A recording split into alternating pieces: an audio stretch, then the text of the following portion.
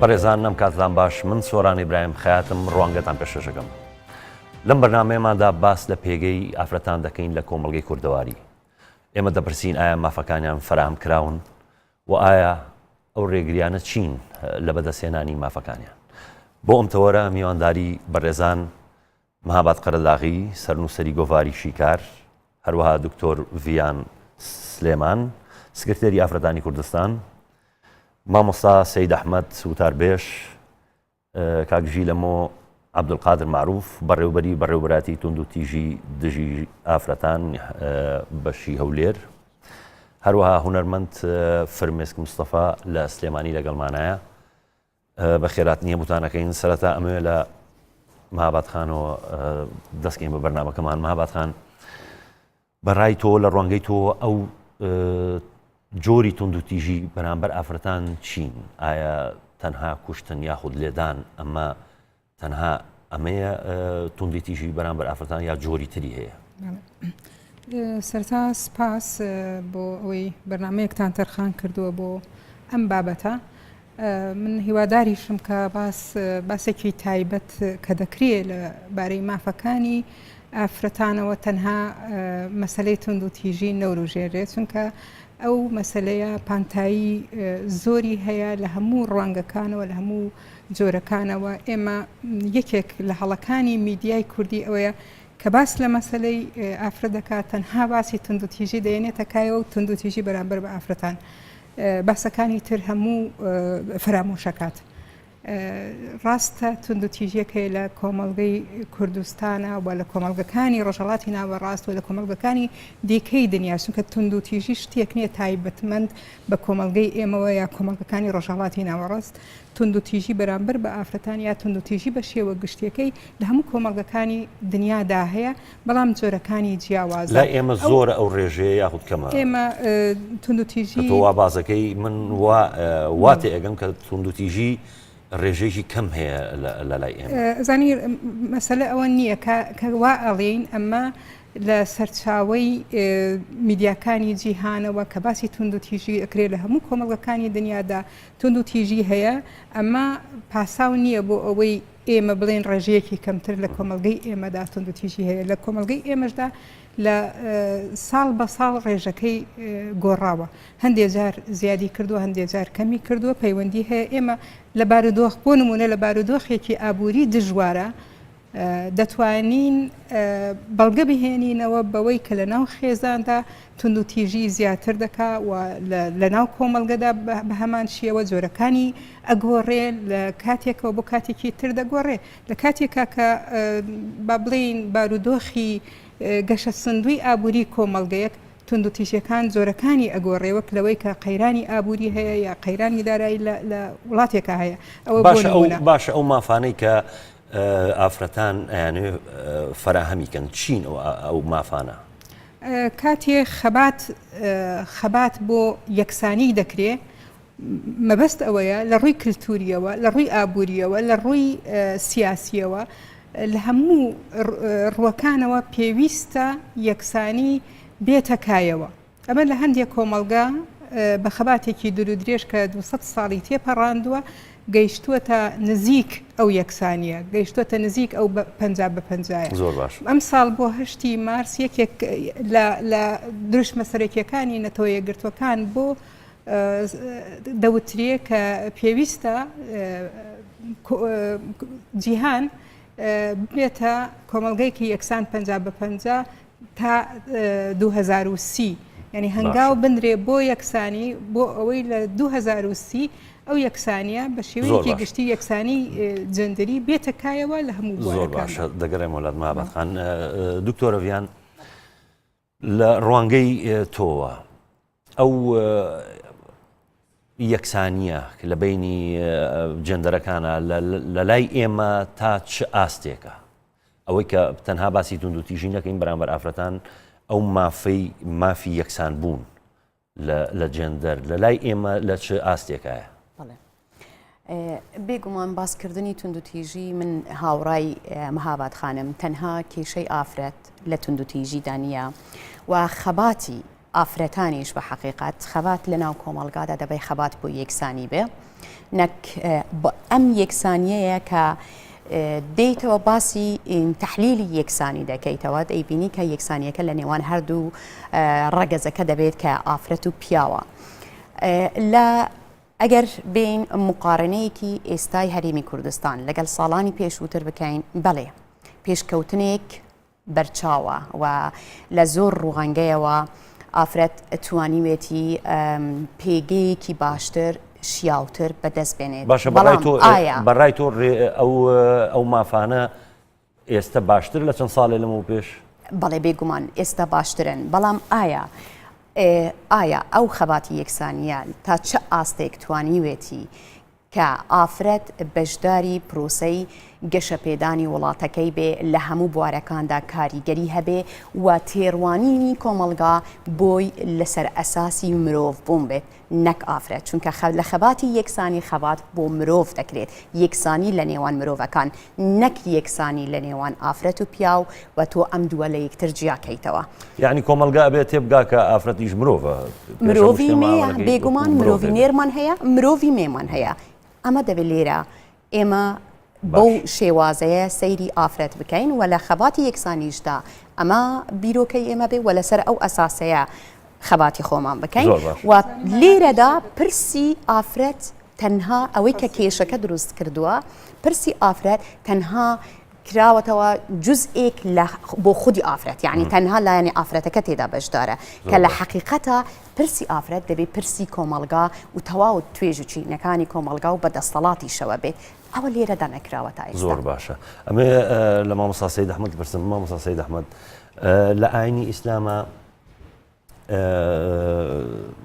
ئاینی ئیسلامە ئەو مافانەی ئەو مافی ئافرەتان تا چ ڕادێک فراهەم کراوە بله بسم الله الرحمن الرحیم ئافرەت و پیاو هەردووکیان نەخش و نیگاری پەروەردەگارن لەو پیشانگای کە پێ ئەوترێ گردون و گۆی زەوی و هەردووکیان ئەرکیان لەسەر شانە و مافیشان هەیە بەرابەر بە ئەرکەکانیان و بەڕاستی مرۆڤەکان بۆ ئەوی پێشکەون و شارەسانیەکی قەشەنگ و جوان و پڕ لە ژیان دوور لە ژان بێنەدی ئەبێ لە پێشا باسی ئەرک بکرێ یعنی بە تەنها باسی مافکردن بە چاونوقاندن و پشتگوێ خستنی ئەرک ئەمە هەڵەیە بەڵکو ئەبێ لە پێشا ئەرکی مرۆڤەکە دیارکەین دو ئەوە مافیش خود بە خۆ دێتە دی ئەوجا دیارەکەوێ چەنە هەیە چەنە نییە گەورەترین ئیشی ئیسلام کە قورئانی پیرۆز کۆتا پەیامی خوایە و سەرجەم پەیامی پێغەمبەرەکان و کتێبەکانی خوایە سەرەتا وەکو مرۆڤ سەیرێ ئافرەتەکە یعنی سەیری باسی مرۆڤەکە ئەوجا مرۆڤەکە دابەشەکە بە دوو ڕەگەز يا أيها الناس إنا خلقناكم من ذكر وأنثى يا أيها الناس اتقوا ربكم الذي خلقكم من نفس واحدة وخلق منها زوجها وبث منهما رجالا كثيرا ونساء باسي أو أساس بناغاك كمروفايتية دو مروفايتي دا بشكل بتساوي بيكساني بدولقي كاريجرو وهاوسنگ بيك وجياو كأويش رجزي نيري نوميني أما هم سنتك شرعية سنتك گردونيشة ئەگەر ئاینی ئیسلام بەو شێوازە ڕەگەزی نێر و مێ بە یەکسانی ئەو ڕادە یەکسانی باس کردووە بۆچی زۆرترین پێشێلکاری مافی ئافرەتان لە وڵاتە ئیسلامیەکانن ئەوە دیارە لەبەرەوە دیکتاتۆریەت حکومەکە ئەوە علاقی بە مەسەلەی ئەوە نیە ئەوە شەرق و ئەوە غەربە وئینەما علاقی بە سیستەمی فەرمانڕەوایەوە هەیە باشە لە هەر شوێنێ ئازادی هەبێ کەرامەتی مرۆڤ دەسەبەرە کە کەرامەتی مرۆڤ دەسەبەر بوو ئازاد بوو ئیتر مافەکانیشی دەسەبەرە جانێر مێمێ بێ ئەو دیکتاتۆریەتە ستەمەکە لە پیاویش و لە ژنیش لەبەر ئەوە کە دیکتاتۆریەتە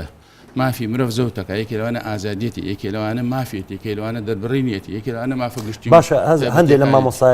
لە مامۆسایان ئێستا بۆ نمونە وەختی خۆی مامۆسای مەلای گەورەی کۆیە مامۆستا محەممەد جەلیزادە بەدەستی خۆی کچەکەی خۆی ئەبات بۆ قوتابخانەیەکی کوڕان لەوێ وانە بخوێنە ینی ئێستا ئەو هەڵوێستە لە مامۆسایانی ئاینی ئێمە ئەبینی ئەی بۆ نایبینم ئەیبینین ئەوش مامۆسایش بەشێکە لەو کۆمەڵگەیە ئەو کۆمەڵگە کە وەختی تووشی دواکەوتن و داڕوخانیە مەلای شەگرێتەوە مهندیس ئەگرێتەوە ئەنیازار ئەگرێتەوە خوێنوار و نەخوێنەوە هەم یەگرێتەوە ئەبێ ئەوە بڵێن کۆمەڵگەی ئێمە کۆمەڵگەیەکی دواکەوتووە لە دەرەوەی خانەی پێشکەوتنەوەیە لە دەروی فارغۆنەکانی حرەکەت و جنبوشی مرۆڤەکانەوەی لەبەر ئەوە گشتمان هەرێکی بەجۆرێ دەردەدار و دەغەزارین و تووشی دواکەوتووی بوون جا ئەو دواکەوتنە پرژاوە بڕێکی لە بواری خوێندنایە بڕێکی لە باری خێزانایە بڕێکی لە باری ئابووری و سیاست ئەوە هەمووی لە هەیە ئەوە علاقی بە دواکەوتنی شارستانی کۆمەڵگەکەەوە هەیە. زۆر باشە دکتۆر دەگەڕێمەوەلات کاکژی لەمە ئێوە چۆن تعامل ئەکەن لەگەڵ ئەو کێسانەی کە دێتە بەردەستان لە پێشێلکارەکانی هەندێک خێزان توگوتیژی خێزانی بەرامبەر بە ئافرەتان چۆن تعامل لەگەڵ ئەو کێسانە؟ بەڵێ سپاس. خۆی یاسایەکێ لە هەرێمی کوردستان لە پەرلەمانی کوردستان دەرچوە بە یاسای ساڵی 2011 یاسای ژمارە 8 کە یاسای بەرەنگاربوونی توندیژی خێزانیان. ئەو یاسایەکە دەرچووە باسیەوەی کردووەکەوە چ جۆرە توندیژیەکە بکە پێناسەی توندیژی کردووەکەوە چی دەگرێتەوەکەوە و توندیژیان لە ڕووی دەرونیە سێکسیە لێدانە هەڕەشەیە ئەوانە کە پێناسی کردو هەروە جۆرەکانی توندیژی دیاری کردووە کەوا چەند جۆرە توندیژیەکەیە بە پێ ئەو یاسایە ئەو کەسانێکەوە توندیژیان بەرامبەر ئەنجام دەدرێتن دێن داوا تۆمار دەکەن کاتیاتن داوا تۆمارکردن دادگایەکەیە بە ناوی دادگای لێکۆڵینەوەی توندیژی خێزانی و هەروە لەو یاسایەتێکەوە پێویستە دادگایەک لە هەموو هەرێمی کوردستان کەوا چار دادگا هەیەکەوە دادگای لێکۆڵینەوەی توندیژی خێزانیان بە پێ ئەو یاسایە ئەو کەسانی ڕەوانەی ئەو دادگایە دەکرێتن بۆ ئەوەی کە ئەو توندیژیە بەرامبەر ئەنجامدرایە کەسانی توندیژیکار برێن ئەو کەسانی کە تاوانەکە ئەنجامدراوە بانگ دەکرێن دەستگیر دەکرێن یان بانگ دەکرێن و لێکۆڵینەوەیان لەگە دەکرێت و پاشان هەر لە یاساکەدا هەتێ مادەیەکەیە مادەی 5 کە باز دەکاتن ئەو داوانەی کە تۆمار کرا بۆ ئەوەی خێزانەکان پەرتەوازە نەبن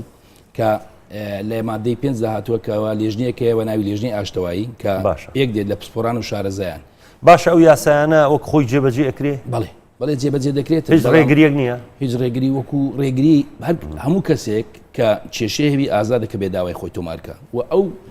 ئەو کێشانێکی هەیە توندیژی کە لەو یاسایدا هەموو مافی کەسیە یعنی مافی کەسی چی یعنی تەنها کەسەکە بە خۆی دەتوانانی داواکرد کەسی ناتوانانی بێ داوایەکەی بۆ تۆمارکە بەڵام لێرەدا ڕێگریەکە ئەوەیە لەوانەیە هەندێک کەس ناتوانن لە ڕێگەی کەلتوری خزم و کەس وکارەکەی نێرن داوا تۆمارکەن یاخود تەحەفوزی هەبێت بۆ داوا تۆمارکاتن یاخود زەمانەتی نەبی بە ئەوەی کە داوا تۆمار دەکات پاشان چی بەسەردێ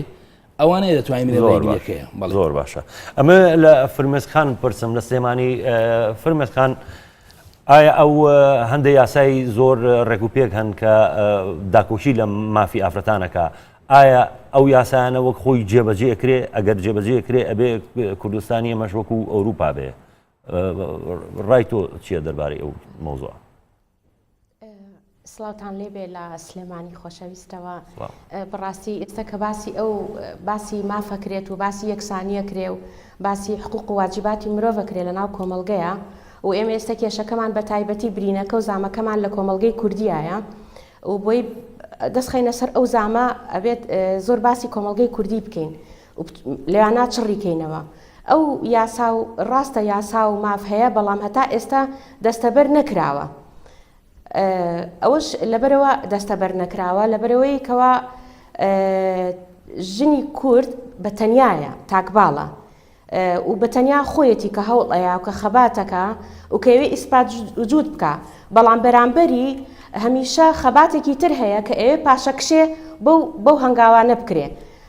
بۆ نمونە ئەگەر بینێک خاڵی زۆر بچووک بکرین کەوا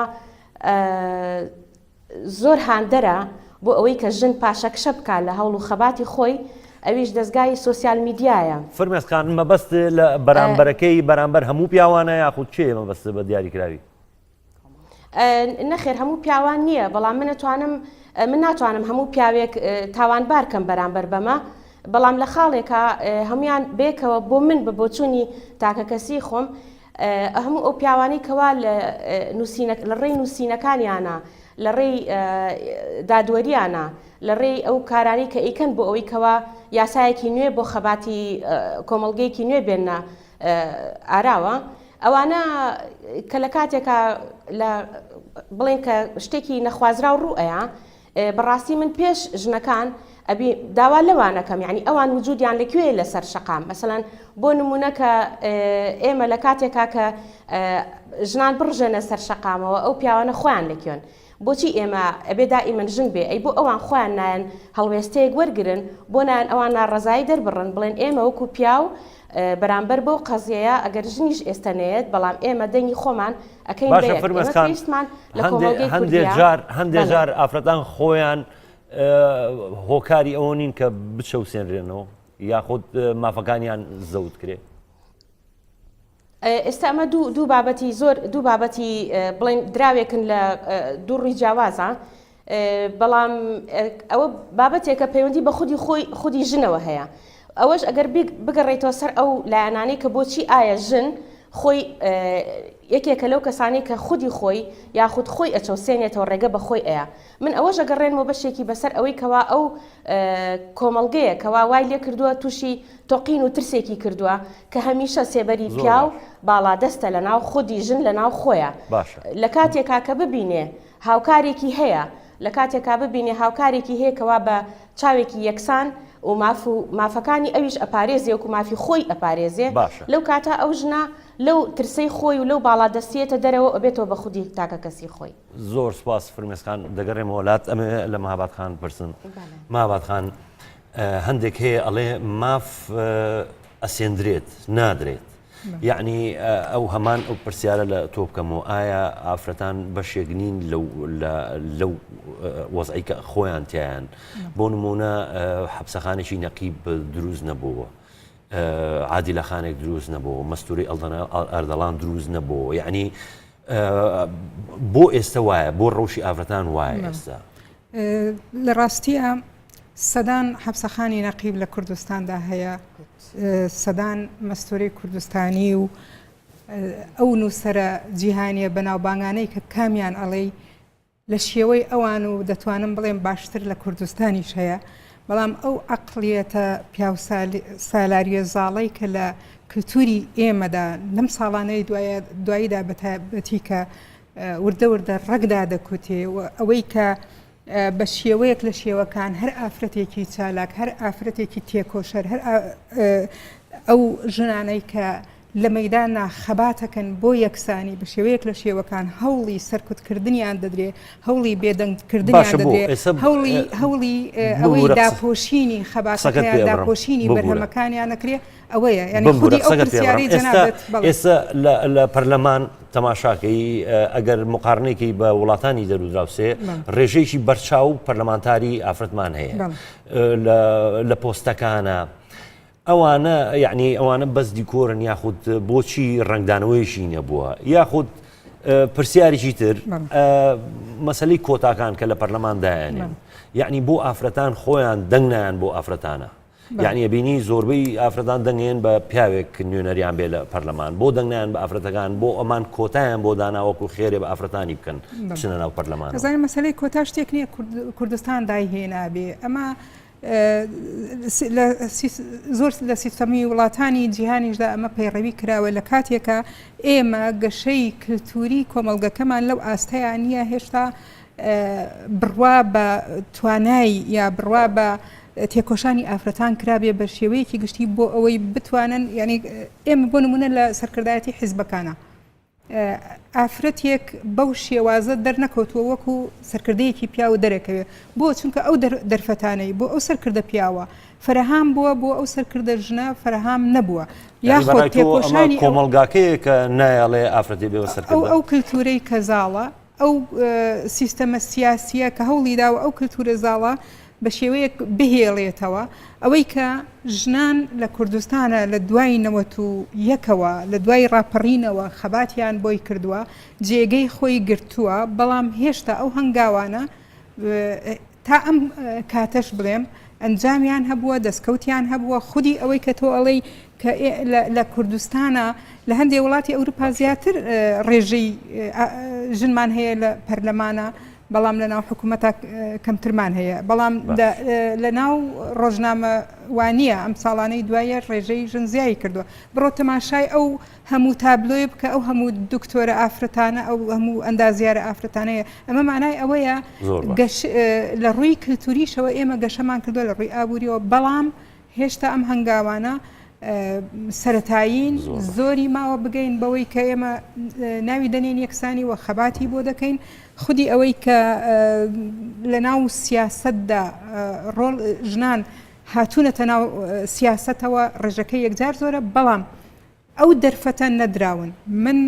لە نووسینەکانی خۆمیش هەمیشە وەگلێم لەوە هەبووە حزبە سیاسیەکان ئەو دەرفەتە بە ئافرەتەکان نادەن لە ناو سەرکردایەتیان ئەگەرچی تەنیا وەکو شەکڵ هێشتا هەن زۆر باشە دکتۆرۆڤیان هەن کۆمەڵێکی زۆر لە ڕێکخرا و هەن کە داکۆچی لە مافی ئافرەتانەکەن هەز ناکی ئەم ڕێکخراوانە تەنها دیکۆرن یعنی ڕەوشی ئافرەتان هەر ئەو گۆڕانکاریە بەرچاوی نەبینیوە کە ئەو یەکسانەیەکی ئەمانەوێت بەدەستی بێنین یعنی هەز ناکەی ئەمانە هەندێک هەیە تەنانە دەڵێن ئەمە تەنها بازرگانی کردنایە نەخێر بەو شێوازێنیە کە بەڕێستان باسی دەکەن یەکەم کە ئایا هەر ئەوە دەڵێمەوە ئەوە مەستورەیەکی ئەردەرانی لە تەنیشت منەوە دانیشتووە کۆمنتم لەسەر قسەکانی پێشوت کە تەوجیهی مەهاباد خانت کرد ئەوە یەک دووەمیش بە حەقیقەت ئەو پێشکەوتنانەی کە لە هەرێمی کوردستان لە بواری یاسا و لە بواری پێشکەوتن و هەبوونی ئافرەت لە سەرجەم بوارەکاندا لە خۆیەوە بەدەست نەهاتووە ئەنجامی خەبات ئەنجامی دەنگ بەرزکردنەوە کارکردن کۆمەڵێک خەڵکانێک بووە کە ڕۆلی ڕێکخراوەکانی کۆمەلگای مەدەنی بە تایبەتی ئەو ڕێکخراوانەی کە لە بواری ئافرەتاندا تێدا کار دەکەن باش ئەو دەستکەوتانی کە تۆ ئەیبینی چییە ئەمانەوەی ئێمەش بزانین دەی ئێمەوە سەریش من پێشووتر باسی قسەیەکەم کرد وتم پرسی ئافرەت تا ئێستا لە ناو هەرێمی کوردستان پرسی ئافرەتە پرسی کۆمەلگانیە ئەمە خاڵە جەوهەریەکەیە چونکە کۆمەلگا کە دەبێتەوە پرسی کۆمەلگا هەمووی تێدا بەشدار دەبێت بۆ چارەسەرکردنی بەڵام بەداخەوە بۆیەش ئەو ڕەخنەیە دێت کە دێت ئایا ڕێکخراوەکان دیکۆرن ئایا قانون بە تەواوەتی جێبەجێ دەکرێت یان نا چونکە ئێمە دەزانی ژیانی مرۆڤ معادلەیەکی تێکچرژاوە لە هەموو ڕۆیەکانەوە بە یەکەوە بەندە و کاریگەری هەیە مثلەن سیستەمی دەسەڵاتی سیاسی منتاڵێتی ئەو بیرکردنەوەی سیاسەتی کە بیری دەکاتەوە کولتور ئەو ئاینەی کە زیاتر لە وڵاتەیەدا هەیە ئەمانە هەمووی پەروەردەی ئەو تاکانە پەروەردەی کۆمەلگاکە فەرسەفەی پەروەردەی کۆمەلگاکە بارودۆخی ئەو کۆمەلگایە کە تێدا تێپەڕیوە ئایا کۆمەلگایەکی مستەقڕە ئایا کۆمەلگایەکی دوای جەنگە ئەمانە هەمووی کاریگەری هەیە اینجا ئەمانە هەمووی پێکەوە بەداخەوە لە ناو هەرێمی کوردستاندا کۆبووتەوە کە هەم کۆمەلگایەکی دوای جەنگی کەواتە خۆمان جزئێک لە کولتوری توندوتیژی لە شەڕێکی زیاتر لە 100 ساڵانەوە بۆمان ماوە نەک تەنها بەر بە ئافرەتیش دووەمیش بە حەقیقەت کۆمەڵێک کولتور یعنی ئەو ئیستیدامە کولتوریەک لە ناو وجودی هەر تاکێکی کوردیدا هەیە کولتورێکی ڕەسەن کە تەنها وەکو جزورێکی زۆر بەسیط لە ناو هەناوی ئێمەدا ماوە و کولتورێکی داسەپێنراو کە لە ژێرناوی جیاواز و بە شێوازی جیاواز هاتۆتەوە سەر ئێمە و کاریگەری لە ئێمە باشە دکتۆرە ئەوەی کە من تێگەیشتم یعنی ئەمە ڕۆڵی کۆمەلگایە بەگشتی ئەمە لە دکتۆر سەید ئەحمەد پرسم دکتۆر هەندێک لەو باس لەو ڕۆڵە بکەین مامۆسایانی ئاینیش هەندێک لە خۆتبەی مامۆسایانی ئاینیە جۆ ئەگری بە زمانێکی زبر یعنی جۆرێ لە توندوتیژی بەرامبەر ئافرەتان بەکارێنن هەندێ مامۆسامان بینیوە دوعا کاڵێ یاڕەبی ئەوەی کە ژنێکی بیکا بە دوان و یعنی کۆمەڵێ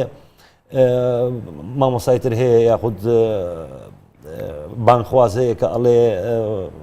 ئافرەت بۆ ئەو نەکراوە بچێتە دەرەوە هەتاولیا و ئیشکا و ئێوە لە ماڵەوە دانیشتن لە ماڵەوە جوان ئەمە توندوتیژی نییە بەرامبەر بە ئافرەتان وڵاجا لە هەموو بوار و لە هەموو توێژێکە ئەو دەنگە نەشازانە هەیە لە ڕۆژنامە لە بەڕای تۆ مە نەشازە بەڵێ لە مینبەریش بەشێکە لەو کردوارە ئێمە ئەبێ سەیری کۆمەلگەکەین بە تێکڕا سەیری جانب و گۆش و کەنارێکی نەکەین و تەرکیز بکەینە سەری باشە دکتۆر ئێمە بە شێویی گشتی کۆمەلگەیەکی موسڵمانین و خەڵکی ئێمە زۆر جۆ ئەگرن لە مامۆسایانی ئاینی ڕۆڵی مامۆسایانی ئاینی چییە لەو بارەیەوە وڵاجا ڕۆڵی مامۆسایانی ئاینیش توێژێک لەو کۆمەلگەی یانی شتێکی شاز و حەجایب نین ئەمجا ئاسیان هەیە بە ئەهلە لەسەر مینبەر و بە کەفاعەتی خۆی گەیشتووە هێنە ئەهلە ئەوجا هەیە دووبارە دەسەمەوە کراوە لەلایانی دەستگا و دەسەڵات و حیزبەکانەوە یانی ئەوش بە ئارەزوی ئەوان ئەوش بەو دەردەچووە ئەو کە خەڵکانی تر وەکو ڕۆژنامە نووسەکان وەکو دەسەڵات بەڕای تۆ دەسەڵات هانی توندوتیژیە بەرامبەر ئافرەت ئەلموهیم ئەو کۆمەلگە خۆی گشتی تەماشاکەین نەچین چلبین بە توێژێک و جایکێنەوە بڵێن ئەمە خەتای ئەو توێژەیە گشتمان ئێمە کاڵێن کۆمەلگە خەتای کۆمەلگە ئەفرەتیانی مەگەر کەڵی خەتای کۆمەلگای ئافرەت مافی خۆراوە ئەی مەگەر بەشێ لە کۆمەلگا کە بەشە زۆرەکەی ئافرەت نییە یاری ئەوێ بە ئینساف و بە عەدل و بە دیدێکی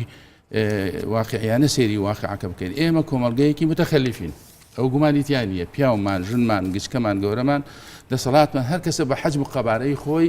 کاریگەری خراپی هەیە لەسەر ئەم کۆمەلگەیە ئەبێ ئێمە تەشخیصی دەنەخۆشیەکان بکەین بۆ ئەوە نەزیاتر شەڕکەین و زیاتر درزی تێکەین و زیاتر بەنزینکەین باگرە بۆ ئەوی چارەسەریکەین هەدەف لەم کۆڕ و کۆمەڵ و مێزگردانە ئەوە بێ باشە کە بزانین ئەم عیلەت دەردانە چین و چەندی داخلیە دەردەکان چەندی لە ناوە هاتووە چەندی دەستی ئێمە واتە چەندی ئێمە ناچارین تێدا مەسەن وەزعی ئابووری و نەفت و اقتصاد و چی ئەو جادانیشین زۆر واقعیانە بە دڵسۆزانە تیماری ئەو دەردانەکەین ساڕێژی ئەو برینانە بکەین ئاوا باشە بکۆڵینەوە ینی جیاکردنەوەی ئافرەت لە کۆمەڵگە و قەیرانی ئافرەت کە قەیرانێکی خارجی کۆمەڵگەیە ئەمە هەڵەیە ینی مشکلەی پیاوژنێک مشکلەیە زۆر جەوهەریە ئێمە کۆمەڵگەیشی مسلمانین و دیندارین و بەڵام تەماشاکەی زۆرترین زۆری نەی بڵین بەڵام تەماشاکەی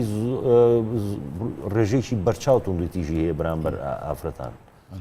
بەرابەر بەگرە توندوتیژی هەیە بەرابەر بە میلەت لایەن دەسەڵاتەوە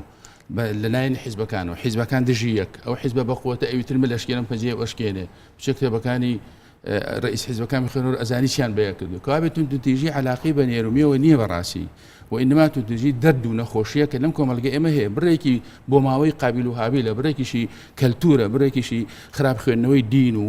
تەقافە و فکر و قانون و پێشەکردنی هەموو شتێک و بێتەقافەتیە ینی ئەوە مشکلەکە ئەوەیە توندوتیژی هەموو توێژێکی گرتوتەوە ئەوە نییە بە تەنها ئافرەت هەڵبژێریا بێ ئەوان تگە لە کۆمەکان لێ کردبێ دژی ئافر ڕاوەسا بن نەخێ پیاویش مەزڵومە ئەو بە جۆرێکی ئەو بە جۆرێکی تر کەوا بێت توندوتیژی سەقافەتێکی خراپە باوکو دایک توندوتیژی لەیەکەکەن خوشک و برات توندوتیژی لەگەڵەکەن لە خێزان ویە بۆ جادل بۆ سەحافە بۆ پەرلەمان بۆ حکومەت بۆ دەستگاکان بۆ کۆمەلگەی مەدەنی هەرێکی بە جۆرێ ئەبێ بچینە ناوبڕێک بە ڕێزان خۆشەویستان ئەچینە ناوبڕێک و دەینە وڵاتە